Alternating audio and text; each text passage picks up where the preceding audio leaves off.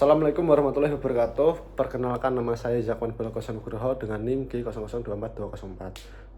Di sini saya akan melakukan presentasi laporan praktikum anatomi 2.2 dengan SLab pengempu Mbak Safi. Nah, yang soal kedua itu ada COR. Pertama itu ada jantung.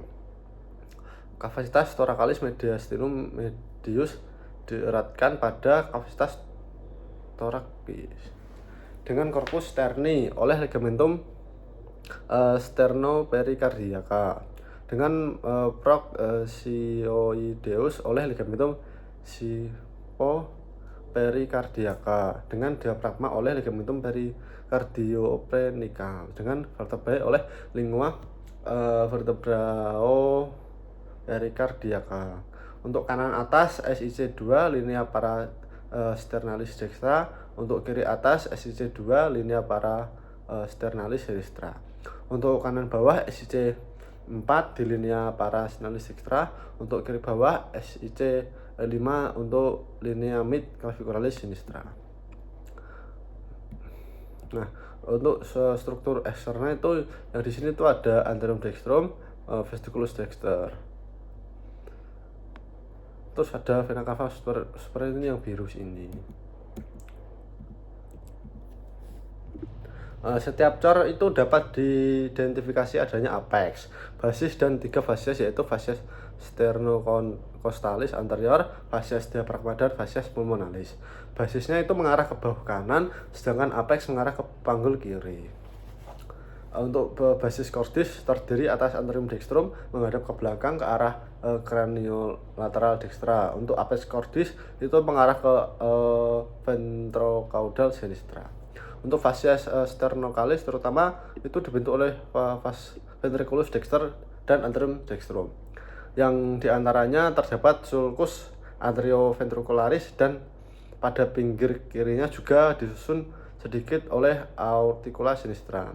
Fasies diafragmatika terutama dibentuk oleh ventriculus dexter et sinister, yang dipisahkan oleh sulcus interventricularis posterior dan berdasarkan pada centrum tendineum diafragma.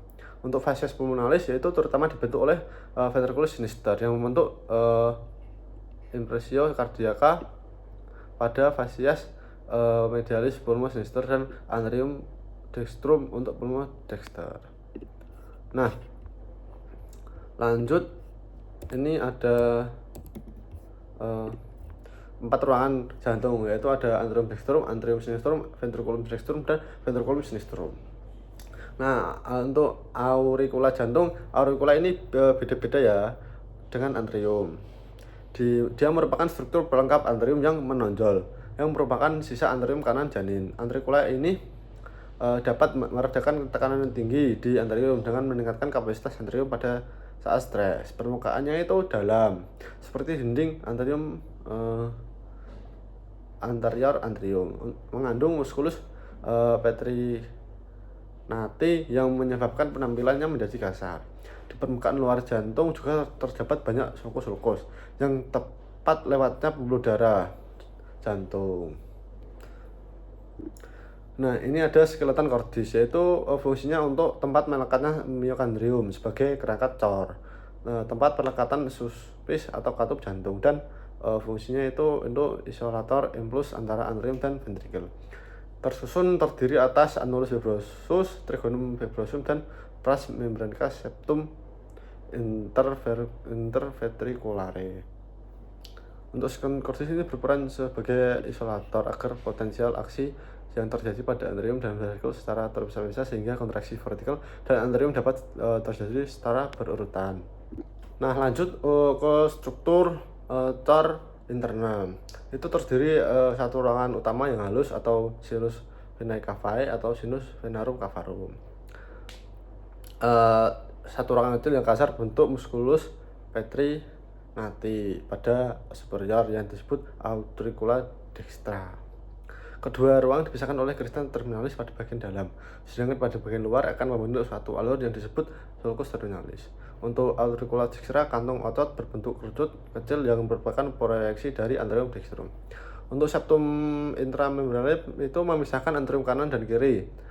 Saat fetus pada sekat ini terdapat sebuah lubang yakni foramen ovale yang pada orang dewasa akan mengalami obliterasi dan menjadi fossa ovalis.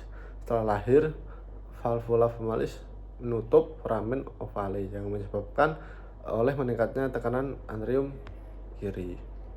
Terus ada limbus fossa vosalis. Untuk muara-muaranya itu vena cava superior, vena cava inferior, sinus coronaris dan vena portis minimae. Nah, lanjut ada neurovaskularisasinya. Itu peredaran darah yang mulai jantung, yaitu jantung kanan itu sisi biru untuk itu pompa untuk sirkuit paru, untuk jantung kiri itu pompa untuk sirkuit sistemik. Sirkuit jantung terdiri dari diastole atau relaksasi dan pengisian ventrikel dan sistole atau ventrikel kontraksi dan pengosongan. Untuk aliran dari jantung gampangnya itu dari seluruh tubuh mengandung CO2 masuk ke anterium dextra melalui vena cava superior dan vena cava inferior, terus masuk ke valva tricuspidalis terbuka, terus ke ventriculus dextra, terus ke valva pulmonalis terbuka, terus masuk ke pulmo, terus melalui truncus pulmonalis, terus darah mengandung O2 kembali ke anterium sinistra untuk melalui ventriculus pulmonalis dextra et sinistra, terus ke valva mitralis terbuka, ventriculus sinistra, terus valva aorta terbuka mengalir darah ke seluruh tubuh melalui aorta. Nah, untuk aorta itu ada arteri koronaria dan arteri koronaria berada itu permukaan jantung di subperikardium. Nah, terus mayoritas vasa venosa cor bermuara pada sinus coronarius, sedangkan vena cortis minimae bermuara langsung ke anterium dextrum melalui foramina venarum cavarum. Nah, tadi itu laporan dari saya tentang cor.